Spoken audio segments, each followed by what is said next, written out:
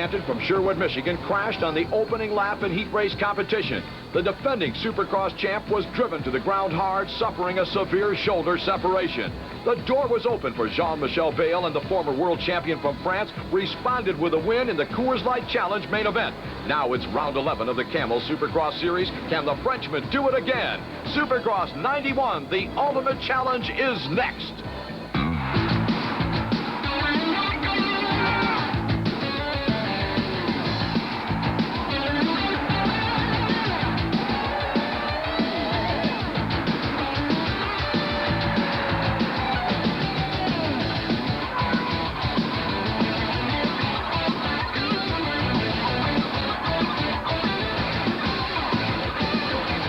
SuperTrack presents Supercross 91, the ultimate challenge. For the second consecutive week, the Pontiac Silverdome, just a few miles north of Detroit, will provide the stage for the stars of the Camel Supercross Series. The question is, as the curtain goes up, can anyone stop Team Honda's Jean-Michel Bayle? Of the 10 Coors Light Challenge events run to date, the two-time motocross world champion from France has claimed the checkered flag 6 times, including 3 in a row. Hello, everyone. I'm Larry Myers. Welcome to the Pontiac Silverdome and Supercross 91, the ultimate challenge. Now, with me to help bring you all of the exciting Supercross action, former Supercross great Marty Smith from San Diego, California. Marty, the question in my mind remains, can anyone stop Jean-Michel? Larry, it's going to be tough, but he is definitely not unbeatable. If these guys can get their act together, maybe get a good start, stay out of the first turn tangle-ups, they can run with Jean-Michel Bayle. That's a very good point. And here with more on that is Wendy Walsh. Thanks, Larry. Just about everyone here agrees with Marty. Bayle can be beat. It will take, however, an exceptional effort to get that job done. The question here, who is prepared to put forth that kind of effort tonight? Well, we're going to find out as Supercross 91, the ultimate challenge, continues from the Silverdome in Pontiac, Michigan. Back to you, Larry. And we'll be back with Supercross 91, the ultimate challenge. Welcome back to Supercross 91, the ultimate challenge. We're in Pontiac, Michigan in the Silverdome. I'm Larry Myers, with me Marty Smith. On the track, the 125cc riders are taking their warm-up lap. Final opportunity to take a look at the racetrack that they'll be competing on this evening before that gate drops for the main event, and here is the track. Now, the unique thing here is that uphill section that goes up into the grandstands, makes a U-turn, comes right back down. From that point on, we're looking at double jumps. We're looking at high bank corners. We have a series of moguls, or whoop-de-doos. They're about 3 foot deep. They're designed to throw the toughest rider onto the ground if he doesn't pay absolute attention to what he's doing. Now, the 125 class returning to the start line. That main event will be underway very shortly. Let's take a look at some of the leaders within this class. Talon Boland, Team Suzuki. He's tough under any circumstance. Brian Swink, the series leader in this 125 Eastern region. He's a hometown favorite from Fenton, Michigan. Jeremy Buell, teammate of Swink's. They both ride for that Peak Antifreeze Pro Circuit team. And Ryan Hughes for Team Kawasaki. Let's go to Wendy Walsh with the standings in this Eastern division. Peak Honda's Brian Swink leads with 138 points. Jeremy Buell 107, Doug Henry 102, Talon Boland 101, and Ryan Hughes with 73 points. I'm Larry Myers, with me Marty Smith, to help bring you all of the excitement of Supercross action. This 125 class, Marty, I just love it. These guys really go for it. They let it hang out. The gate is dropped. We're underway. Headed toward corner number 1. Some of the most talented athletes that you'll find anywhere. And we've got a big pileup, and that's Brian Swink, rider number 42, in the middle of it. The Pro Circuit Peak Honda rider went down in the first corner, and Marty, this is an upset. Now we're going to see what this young man is made of. I think that he was about next to last, if I'm not mistaken. Indeed, that's where he is. And Marty, let's take another look at that. Larry, he comes in there really strong in a good position, and somebody took out his front wheel from him. Here it is again, Marty. Now watch him. He's on the extreme right-hand side. Well, it looked like he clipped that hay bale. He clipped a hay bale. That was his own doing. Maybe he got pushed into that bale, Marty. But Brian Swink hit a hay bale, found himself on the ground, and he has got a long way now to come back. So it's Brown out front, Boland running second, and now the Kawasaki of number 37, Ryan Hughes, has worked his way into contention. So we've got a lot of good front runners, but the question in my mind, Marty Smith, is the lead that Mike Brown has as we look at the battle now for the number 2, 3, and 4 spot. the lead that Mike Brown has, can it be overcome? Larry, I think it can be overcome, but what we're all looking at, I think the whole stadium's watching Brian Swink going to move through the pack. He's going to be riding like in the wind. It's going to be incredible the passing he's going to be doing here, Larry. And Ryan Hughes, rider number 37, has put himself in the favored position as he has passed both Buell and passed Palmer and worked up to the number 3 position. So Ryan Hughes on the move. We have a whole host of riders in this one that are out to show the rest of the field as well as the fans here in Pontiac Stadium what 125cc Supercross racing is all about. And now it's Jeremy Buell, number 25, who has moved into the number 4 slot. Hughes right in front of him. This is the battle for third. The green motorcycle, the Kawasaki, rider number 37. That belongs to Ryan Hughes. Jeremy Buell on that Pro Circuit blue and white Honda running fourth.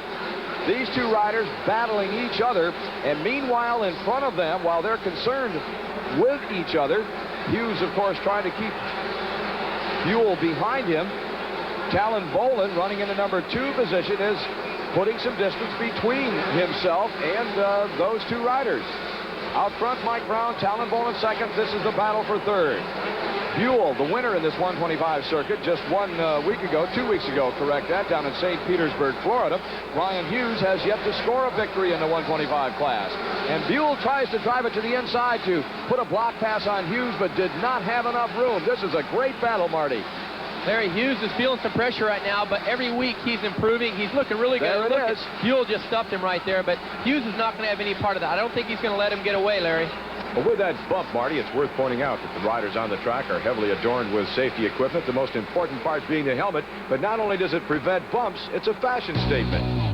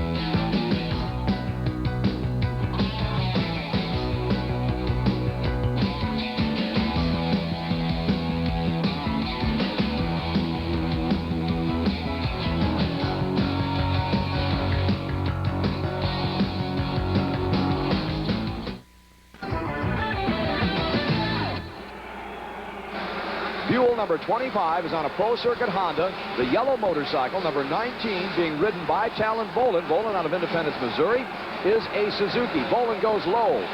Buell goes high. He got the run out of that corner. He got the traction in the drive, and he takes over the number 2 position. Now, the only rider in front of him now is Mike Brown, and Brown is long gone. Whether or not Buell can put a dent in Brown's lead before this one is over, well, it's anyone's guess, because he can't even see Brown as he rounds the corner to make that straightaway. He looks way down in the end. Brown has already made the corner. So as far as he's concerned, he's all alone. Talon Bolin hanging tough, and here comes Ryan Hughes right back. Boy, you call that one. Hughes is not about to let anyone take or get the upper hand, Marty. He's out for bear. He wants that spot back. Larry, you know, Buell is the only guy in this class that's doing the downhill double on this course. Keep an eye on him on the next lap. He's making quite a bit of time on the front leader Mike Brown. Indeed he is. He has closed the gap between himself and Brown considerably. Buell is on a roll. He's hot. Marty, often when a rider is behind, he comes from off the pace, and he's riding a little bit faster than the guy out front. Now, is it difficult for the leader to pick up the pace? Well, the leader sees what's happening, his mechanics giving him the signs, but sometimes it takes for the guy in second to pass him and actually light his fire to get him going. So that's the battle for third. Meanwhile, up front, in second place is rider number 25, Jeremy Buell, and there is the leader, number 483. That's Mike Brown. Brown took the whole shot, said goodbye to the field, and he's not been headed, but that's how close. That is how close that Jeremy Buell has come, and there was an example of that downhill double.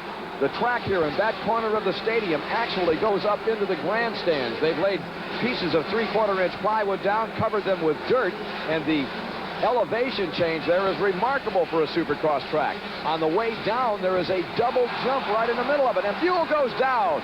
Jeremy Buell went to the inside. It looked like he was going to try to squirt underneath Brown, but Buell went down. So Buell is going to have to pick himself up and get back in the hunt all over again. What a bad break for Jeremy Buell. We need to go back and take another look at that. Now, here he is. He's ready to challenge Brown. What happens? Well, he's coming through the whoops really hard. He wants to dive on the inside to take the line away. He just slipped out of the berm. He did. We had a brief shot of him before he disappeared off camera of his feet coming off the pegs. Looks like he was out of control. Well, that puts number 19, Talon Boland, up in the... Well, let me correct that. As he has passed, Ryan Hughes has taken over the number 2 spot. And here comes Buell right back. Unbelievable race action at the head of the pack in this one. We're looking at 6 laps to go here in the Pontiac Silverdome, and it gets no better than this. Marty Smith, we're seeing some of the most fantastic racing I've ever seen. They're hanging it out, just like we talked about. Now, there's the rider in the number 5 position. And there is Swink. He's already up to the number 6 spot. Marty Smith, this guy is incredible. What a job he's doing out here. You know, he's all over the course, Larry, just trying to find any way around these guys that he's coming up behind. He's faster than 99% of the guys in his class, so he has to find anywhere he can to pass. If it's possible, he's faster than 100%. And now we've got a battle for the number 1 spot. There is Mike Brown out front. To the left of your screen aboard that red Honda, number 483, coming up to challenge on the outside. To the left side of your screen on that green Kawasaki, number 37 is Ryan Hughes. Less than a bike length separating first and second. Now Brown was in this position, and Hughes goes down, and Brown is down. Here comes Talon Boland around the outside, followed by Jeremy Buell. They're going to take over the first and second positions. I was just about to say that the last time Brown found himself in that position, the rider behind him, which was Buell, crashed, and he handed it back to him, and look, they both went down. There is the number 1 spot battle. There goes Buell to the outside. Through that rough set of view, there's where Buell crashed before. Now what happens? Buell takes over the number 1 spot. Buell put a block pass on Talon Boland and took over the number 1 position. So it's Jeremy Buell out front. Talon Boland in second, and Boland runs into the back of Buell.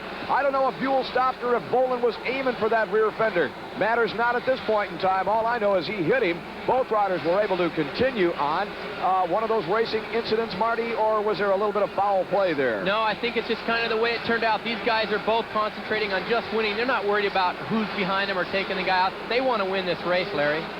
Let's go back and take a look, Marty, at that crash that set up putting Boland in. Well, you know what happened there? Ryan had such a drive off that double that he couldn't slow down, and Mike Brown come in, and there was just no way for Ryan to stop. Jeremy Buell looking for a win here in the Pontiac Silverdome in that 125 class.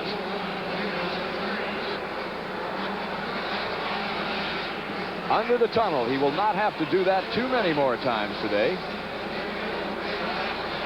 Larry, I think Buell has finally started to settle down and get a good rhythm going. He's not really riding erratic like he was at first, and he's only got 1 lap to go. I think you need to watch out for on this last lap. I think more so lap riders. They're going to be his biggest deterrent here. What you want to do is to stay away from them, I think, if I read between the lines, Marty. Exactly. So let's see how he handles that. And he's very, very cautious. Goes to the wide side of that downhill jump and stays away from a lapper in front of him. He clears the triple. No show-off time. He's still concentrating 100% on the track, even though it is the last lap. I think that's a good lesson to be learned to all the youngsters that are out there. All that showboating, well, you got time to do that when you're an established star, but when you're on your way up, pay attention to matters at hand. And boy, Buell has done that out here today. He has just turned in. Now, I don't even want to call it spectacular. I want to say it was an impressive ride because he was calm, cool. He fell in the early going. He picked himself up. He was not frustrated. He got right back on the machine. He gave it the gas, and now the checkered flag for Jeremy Buell. He just had it all together today. And is he happy or what? Wow, he's doing that in front of a lot of fans that have come up from Ohio. There's the 3rd place finish of Mike Brown. Marty, let's go down to Wendy Walsh, who was with our... Thanks, Larry. Jeremy, that was one of the most exciting 125 mains we have seen all series. There was some intense competition out there. You even went down one. Yeah, you got that right. Everybody was riding really fast. I fell once and made a mistake. It seemed like everybody made one mistake. And I was just there at the right time and came out for the win. I rode my heart out.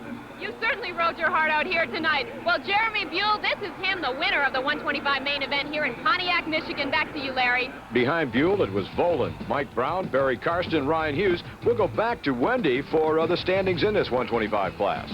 Brian Swink is on top with 152, followed by Jeremy Buell, 132, Talon Volan, 123, Doug Henry, 117, and Mike Brown with 91 points. Stay tuned for more Supercross 91. Supercross 91, the ultimate challenge, the 250cc main event just about set for the Coors Light Challenge. The riders earlier today went through a series of heat races to select the final 20 to go through this main event here in the Pontiac Silverdome. Round 11 of the Camel Supercross Series. I'm Larry Myers. With me is Marty Smith. And here specifically is how they made it into the main. A couple of heat races. From the 2 heats, 4 riders moved out of each one into the main. From there, it was a pair of semifinals for those that did not make it from the heats. Top 5 from each of the semis went directly to the main event. Those that have not made it at this point, one final opportunity, the last chance qualifier, will take 2 riders from the last chance, and that gives us a full field of 20 riders for the main event. Now let's take a look at some of the heat race action that took place earlier today. This is heat race number 1. Watch the center of your screen and you'll see a couple of 125cc specialists who are normally in action in the 125 class on the West Coast. Show some of the veterans of this 250 class the short way around, at least in the early going. One of those West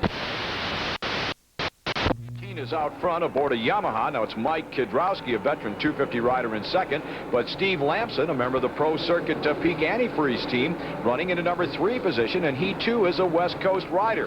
Now the first one of these riders, and again we want to point out that they're out here to gain a little bit of experience in this 250 class. To make a mistake will be Steve Lamson. He runs it in a little bit hard, smacks into the rear wheel of Mike Kidrowski. Lamson lost his balance and went down. That left Mike Kidrowski to uphold the honor of the 250cc class as he gave chase to Jeff Emig, rider number 18.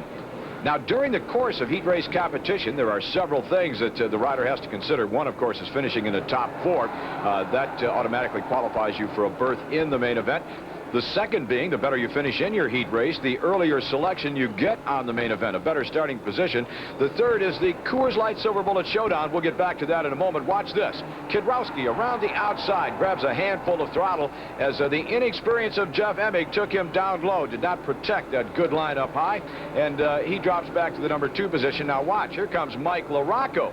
He wants a little piece of Jeff Emig for that number 2 position, but Emig is tired of being passed. He tried to put a block move on LaRocco. The 2 riders tangled up, and both went down. It looks like they're having words. Let's take another look at it. Now watch Emig. Emig is looking at LaRocco. Takes him way up high. LaRocco had nowhere to go. He couldn't get off the gas in time. He plants a foot in the midsection to Jeff Emig. Gets up, cuffs him one aside the head, heads for his motorcycle. Let's take one more look at it. LaRocco on the left thinks he has the pass made, but Emig takes him way up high. LaRocco with nowhere to go jumps on the top of Jeff Emig and once more gets up and just gives him a little tiny cuff or two. Both riders were all right, got back into it, but well back in the pack. Meanwhile, Mike Kidrowski out front was on cruise control. Now we mentioned the Coors Light Silver Bullet Showdown. The rider that finishes, I should say wins, the fastest heat race of the night gets 1 Coors Light Silver Bullet Showdown point. At the end of the season, the rider with the most points, the rider that wins the most fast heats in a night, will win a $25,000 bonus from Coors. That's running through Mike Kidrowski's mind right now. He won't shut off one bit as he heads toward the checkered flag in heat race number 1. He wants to turn in the fastest time that he possibly can. Kidrowski wins it. Here's Wendy Walsh with the results. Larry, Mike Kidrowski came in first with a time of 7:34, followed by Mike Fisher, Todd DeHoop, and Mike LaRocco in the 4th transfer spot. Heat race number 2 turned into a slugfest between some of the heaviest hitters in the business in round 11 of the Camel Supercross Series at the Pontiac Silverdome. The whole shot went to Damon Bradshaw, rider number 11, the Charlotte, North Carolina teenager aboard a Yamaha. Bradshaw, 18 years old. In second, it was Guy Cooper on a Suzuki number 5. Then came Larry Ward, rider number 10, a Suzuki teammate. Then it was Ron Tishner, a privateer, aboard a Tough Racing Suzuki, rider number 12. Behind Tishner, the current series points leader, rider number 8, Sean Michelle Bale, and the winner of last week's main event right here on Supercross 91, the Ultimate Challenge.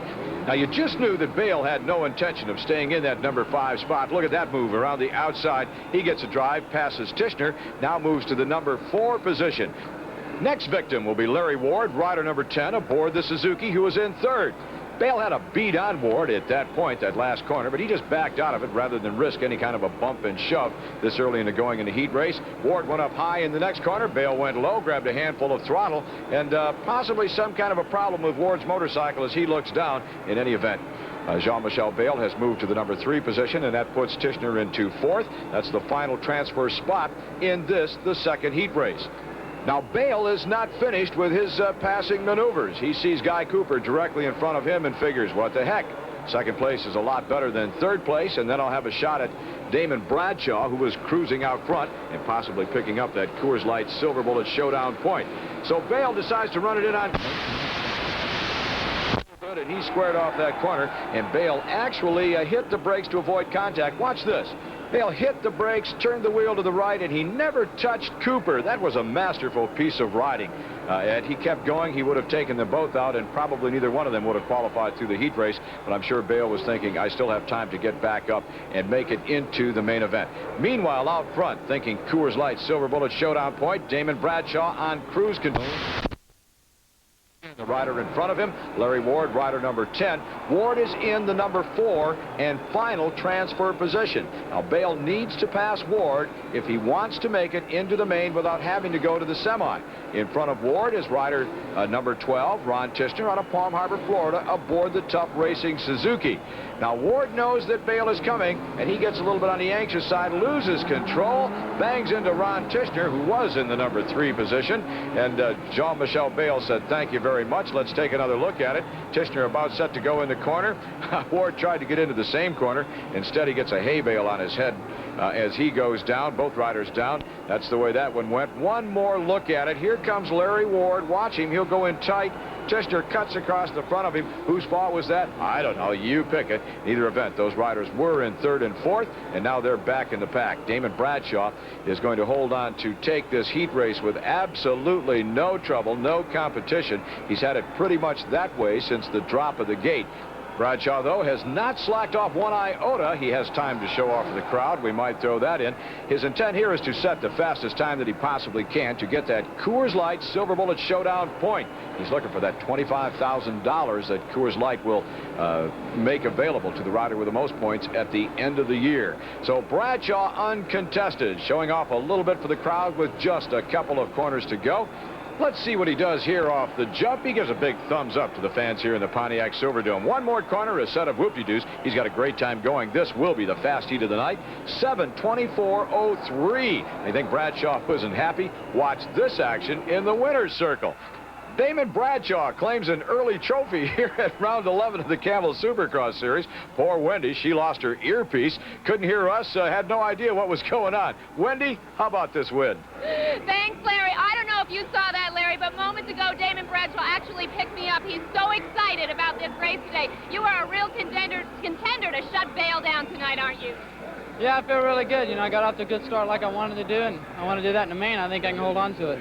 Good for you. Well, we've got our eye on you, certainly. Thanks, Larry. Back to you. Wendy, it's hard telling what Bradshaw will do if he wins the main event tonight. You'd better keep your eye on him. So Bradshaw wins heat race number 2, followed by Cooper, Bale, and Ward. And that was the fastest race of the night. So Bradshaw wins the Coors Light Silver Bullet Showdown. And here's the way it stacks up in that contest. Larry, Coors Light provides all the competition we need to make the qualifying heat stand alone for excitement. The current Coors Light Silver Bullet Showdown points leader is Jeff Matasevich with 4 points. Jeff Stanton has 3 points. Jean-Michel Bale has 2. And we have a new contender for the Silver Bullet Showdown, Damon Bradshaw.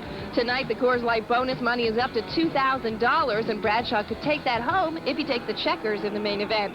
Stay tuned for the Coors Light Challenge as Supercross continues. Back to round 11 of the Camel Supercross Series. We're in the Pontiac Silverdome. Bale in, Stanton out. That pretty much sums up the action here in round 10. That also was in the Silverdome. Watch what happens to Jeff Stanton, the defending champion. He comes up short on a jump. Nose dives into the face of it. Stanton goes over the bars, lands on his shoulder. The result, a separated shoulder that will put Stanton, the defending champ who was looking for his 3rd championship in a row, on the sidelines for an undetermined amount of time. Now, Stanton was not the only one to fall victim to this vicious Pontiac track in round 10. Watch Jeff Ward. He loses control in this set of whoop-de-doos leading up toward the finish line jump. Wham! He goes down. Look at his motorcycle. Cartwheels off the side of the jump. Fortunately, it did not land on anyone. Jeff Ward, though, was out for the rest of the evening. Watch it again. Here comes Ward. Through the whoop-de-doos, up to the finish line jump, loses control of the bike. He's not even on it at this point. The power, though, sends it. The speed just sends it, cartwheeling through the air off the side of the jump. Now, there were other altercations. Jeff Matasevich to the inside of Damon Bradshaw, and Bradshaw gets parked off the track. Here it is again. Watch Matasevich. He'll just flip it sideways. His rear wheel comes around and bangs Bradshaw. Bradshaw gets out of control, goes off the track. In the pits later, the two riders exchange some rather heated words. Bradshaw made it into the main, but he had to do it in a semi. He won it in a cakewalk and also in a series of showmanship-like moves, wheelies, cross-ups, thumbs up, waves to the crowd. Bradshaw did it all in that semifinal event to make the main. Good thing he did, too, because in the early going, it was all Damon Bradshaw. He takes the whole shot. Now, who do you think was running in the number 2 position? You guessed it, Jeff Matasevich. Now, I think the fans were looking for maybe a repeat of the fireworks in the heat race. Never materialized. Watch what Bradshaw does. All by himself, he comes around that uphill section where the track goes up into the grandstands, and apparently either clipping the bale with his foot peg or getting his wheel caught in a rut, he goes down. Now, the action, though, not over yet. Jeff Matasevich, the leader. He's followed by Jean-Michel Bayle. Now watch this confrontation. Bayle goes high, tries to run it to the outside of Matasevich. Matasevich says, I'm not having any part of that, and he takes the line away from Bayle. Here we go, next corner. Now this time, Bayle is going to try the same type maneuver. He actually stops. He knows where Matasevich is going. He says, go ahead, I'll wait for a better opportunity. Matasevich provided that all by himself. Wham! He got the bike a little bit low in the nose, and he said, hey, this isn't going to land right. Think I'll get off. Steps off the motorcycle, came down hard, jammed all of his toes in the process. He was out for the night, and as a matter of fact, will not be competing in the main event here this evening, round 11 in the Pontiac Silverdome. From that point on, Jean-Michel Bayle had things his way. The talented rider, 2 times a world motocross champion from France, coasted to the easy win in the Pontiac Silverdome and increased his points lead over Jeff Stanton for supremacy and the #1 plate in the Camel Supercross Series. Here are the standings heading into round number 11 of the Camel Series. Jean-Michel Bayle on top, followed by Jeff Stanton, Kidrowski, Bradshaw, and Ward rounding out the top 5. Here's what they look like under the helmets. There's our points leader, Jean-Michel Bayle. Damon Bradshaw, the teenager for Team Yamaha, Jeff Ward. 2 times a Supercross champ. Now, Ward has not won yet this season. His teammate, Mike Kidrowski, he'll be rider number 4. He won one of the earlier heat races tonight. The gate is about to drop. The riders are watching. As soon as it twinges, they'll be off. It did, and they are. Headed toward corner number 1. Damon Bradshaw out of the middle of the pack aboard the number 11 Yamaha, showing the rest of the field how to get through that pack. He's followed by Jean-Michel Bayle. You want a matchup? You want the 2 best riders, the hottest riders on the circuit at the present time together? Well, you have got them. Bradshaw out front, Bayle running in second. Now, Bradshaw is out of contention for the title. Jean-Michel Bayle, however, is the heir apparent to the throne. We go back 1 week ago when Jeff Stanton, who is the defending 2-time champion for Team Honda, was injured right here in the Pontiac Silverdome, and he's going to be out for a couple of weeks. His title hopes gone up in smoke. That pretty much hands it to Bayle if he stays healthy and upright. But Damon Bradshaw has a mission, not to win the title. He says it's gone for this year. His mission is to win as many races as he can. His mission is to show his race fans and all of the world what he feels is the #1 rider, and that, of course, is himself. So Bradshaw leading, rider number 11 aboard the Yamaha, close behind, watching every move that Bradshaw makes, is Jean-Michel Bayle. Now, Marty, what kind of strategy do you think Bayle has worked out in his mind as he's watching the rear wheel of Bradshaw? I think Bayle's finding out that he's on a torrid pace right now. Bradshaw is just setting a pace that's unbelievable at the beginning stages of this main moto. Marty, maybe one of the reasons Bradshaw is doing so well is because earlier today he took a close-up look at a part of this track with Wendy Walsh. Damon, tell us what it's like up here. Well, it's a lot different here in Pontiac. This is the only Supercross that we go up in the stands, and it's a lot different. It's something different for us because we never do it at any of the other races. It goes up, makes a U-turn, and comes right back down. And going up, there's a set of a small triple that you jump going up, and then coming back down, it's 2 single jumps. And tonight it seems that they've made it to where we can double back down, so it's going to be more interesting for the fans tonight. Well, it's an interesting part of the track, and it truly makes Supercross that much more exciting. Talk about exciting, Wendy. How about this action? Rider number 12, Ron Tishner. Immediately in front of him is Jeff Emig, number 18. They're trying to catch Todd DeHoop, number 32. Now Emig moves to the inside, and Emig has made the pass. Jeff Emig has taken over the number 3 position. Can he hold it? Here comes DeHoop right back. Emig did hold it. Emig held on to hold on to the number 3 position. It was in doubt there for several corners and jumps, but he emerges in 3rd place. In 4th now, Todd DeHoop, number 32. 5th place, Tishner. 6th place is rider number 10, Larry Ward. Then comes Mike Fisher, Jeff Ward, Ron Tishner, Mike LaRocco. A good field of riders working their way through this pack and mixing it up back in the pack away from the leaders.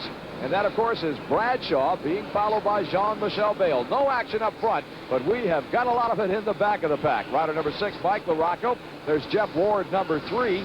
Immediately in front of them, you can see the rider number 14, the back of his jersey. That's Mike Fisher aboard the KTM. So the Suzuki camp, the KTM camp, and the Kawasaki's going at it hammer and tong on this Pontiac track. Jeff Ward, the wily veteran. Mike LaRocco, number 6, the newcomer. Supercross has room, Marty. It appears for everyone. I think what you ought to do is join us in Charlotte next weekend, Charlotte, North Carolina, with your riding gear and come on out to the track and try this one more time. No, thank you, Larry.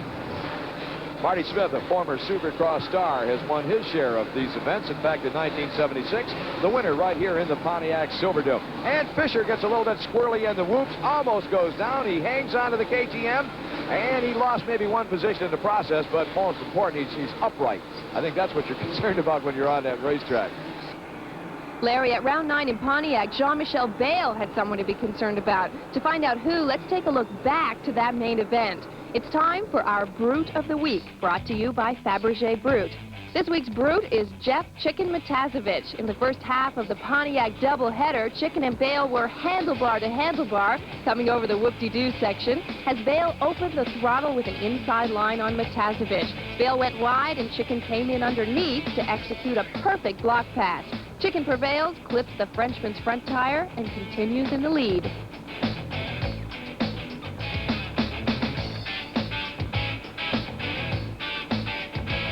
Then, same place, same corner a few laps later. Bale knows what Chicken's up to, but can't seem to do anything about it.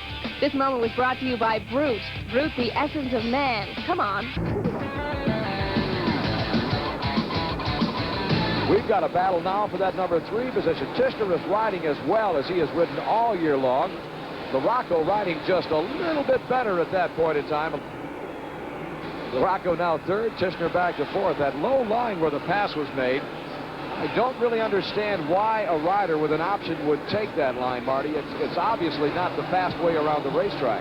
Well, Larry, sometimes they want to take that because they know they don't want to give up the inside line, which that is on that one particular turn. But that outside line is such a fast line. It's pretty much a rail burn. You can just pretty much pin it.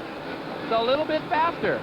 Well, it's quite a bit faster. I guess the theory is if you're on that outside, the guy that is inside would have the opportunity to do a little stuff maneuver or a block pass, so you don't want to give it to him. But if you're going to lose it anyhow because the guy going to the outside is that much faster, is able to get that much more momentum, then whoa, and LaRocco almost loses it. He hangs on.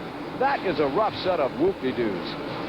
LaRocco almost came unglued. He had feet off the pegs, and he was all over the place. What runs through your mind? You hit something like that, all of a sudden the motorcycle is flopping one way, you're flopping another way. What runs through your mind? Sometimes, Larry, you just have to grab on with the inside of your elbows, whatever it takes to keep the bike going straight. Is it instinct? Oh, total instinct. You don't have time. Let's take another look at this pass that,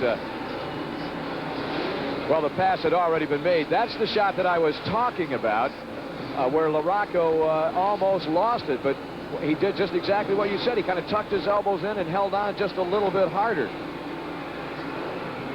There's Bradshaw. Now, Damon Bradshaw, I have said, is out of contention for the title, but until that final race is run or until you're mathematically eliminated, I don't think it's right to call anyone out of the race. And Bradshaw, I guarantee you, does not believe that he is out. He still thinks he's in contention. Larry, he's out there to prove a point right now. He's been taking a lot of flack from everybody, including Team Yamaha. He wants to prove to these guys, hey, I can beat anybody. Well, he's proven it to me today. He's riding like the Damon Bradshaw of 1990. Earlier in our broadcast, Marty, we said that if anyone were going to beat Jean-Michel Bayle, he would have to do a couple of things. He would have to, number one, be attentive. He would have to be aggressive and let it all hang out, and that's what he's doing. So out front, it was rider number 11. That was Damon Bradshaw. Running in the number 2 position was Jean-Michel Bayle.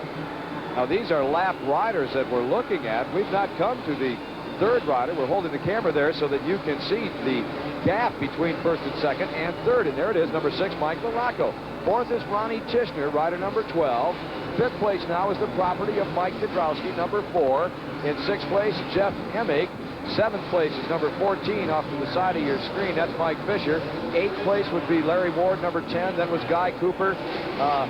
Here comes Jeff Ward. He's in there someplace within the top 10, I would say 9th or 10th. Then rider number 21, who has moved up through the pack and is turning in an excellent ride today. That's Dean Matson.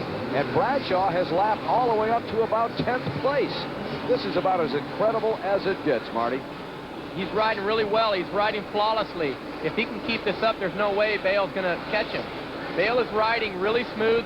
He knows he's got the championship point lead right now, and he doesn't want to take any unnecessary chances at this point.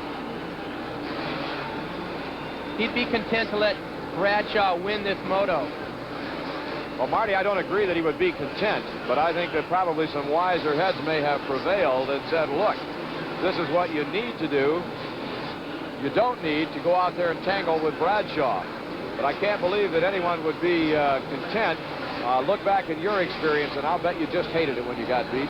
Oh, yeah, without a doubt. Everybody hates to lose, but at this time, Bayle's thinking, you know, the championship, the number 1 plate, this will be the first time it would ever happen in this situation for a European to come over and win a number 1 plate. He's thinking about that. That's a good point, a very good point, and I think probably we should add to that the money involved.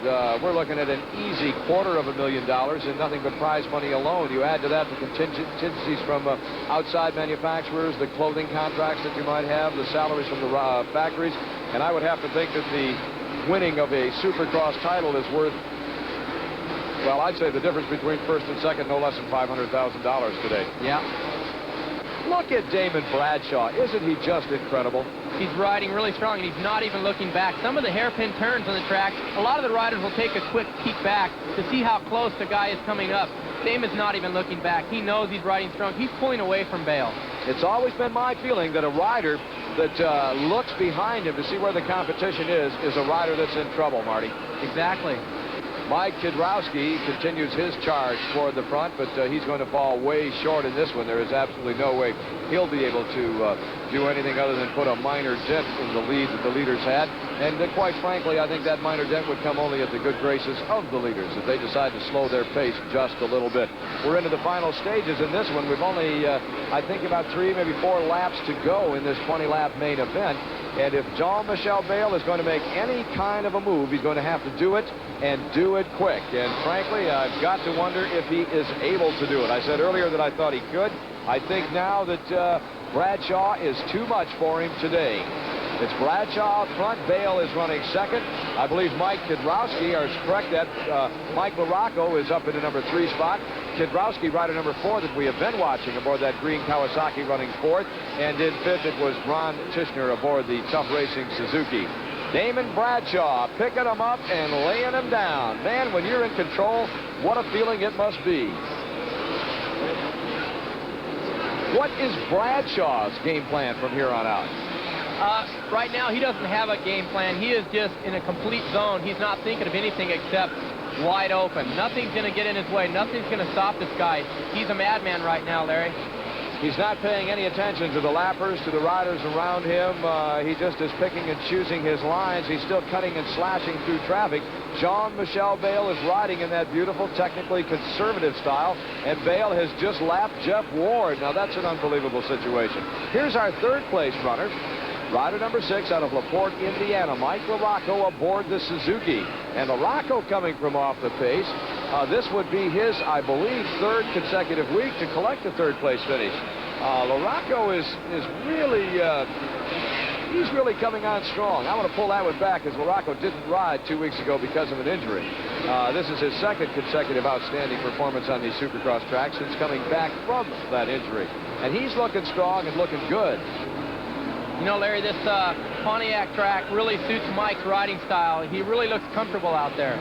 Well, he is comfortable. There's no two ways about it. He's one of the fastest and one of the strongest riders on the circuit today. Always a pleasure to watch him negotiate that motorcycle around the racetrack. Now, Damon Bradshaw, meanwhile, while we're watching Larocco, has taken the white flag, and he is on his last go-around on this Supercross track. Now, let's see if Bradshaw is feeling his oats or if he's concentrating as he heads down the downhill section. He's headed toward that big triple. The fans are looking in anticipation, and Bradshaw gives him a wave and says, "I'm number one." What a feeling that is. Now, you know he's going to do it on the other side for the fans on the other side of the stadium. You can't, after all, just do that once, can you, Marty? Don't you have to do it twice? Especially not Damon. We'll watch him. He'll take that left-hand turn underneath the tunnel and head toward that second triple jump, and let's see what he does for the fans. And there he does it again. Just reaches across with that left hand and says, "Hey, guys, you know who is number one."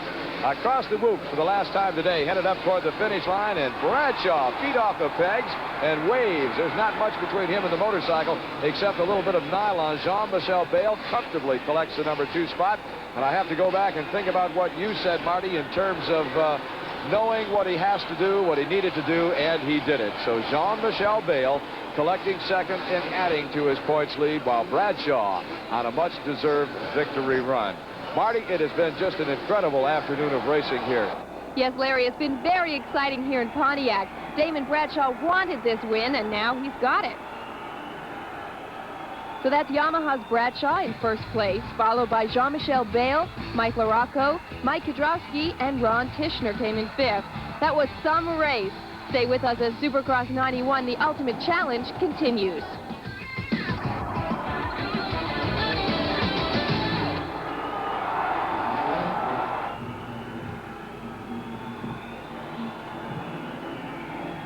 Let's go to Wendy Walsh, who was with Damon Bradshaw. Thanks, Larry. Damon Bradshaw, this was probably one of the most exciting races of the Empire Series. You're the only person, except for defending champion Jeff Stanton, of course, to beat Jean-Michel Bayle, and this was your night. Yeah, it was. This is kind of a similar night I had in Atlanta. You know, I got off to a really good start and led every lap. Bayle was right there putting pressure on me, but I just rode my own race. Well, you won't let your fans forget that you are a big contender in this series, and they're not going to forget about Damon Bradshaw. No, I got to withhold my image. You know, I won 5 races last year, and I've only won 2 this year, so I got a ways to go. Okay, well, there's half a series left for you. And that's Damon Bradshaw, the winner of the 250 main here in Pontiac, Michigan. That's it for me. Good night. Back to you, Larry. Well, thank you very much, Wendy, and our congratulations to our winner of round 11 of the Camel Supercross Series, Damon Bradshaw. Here's a look at the standings after 11 rounds as Jean-Michel Bayle on top, Stanton second, then Kudrowski, Bradshaw, Jeff Ward rounds out the top 5. Check this in winner's circle. Jean-Michel Bayle on the right, Mike Larocco on the left. They don't look happy at all. Bradshaw, of course, big smile on his face, a big smile on the faces of the fans.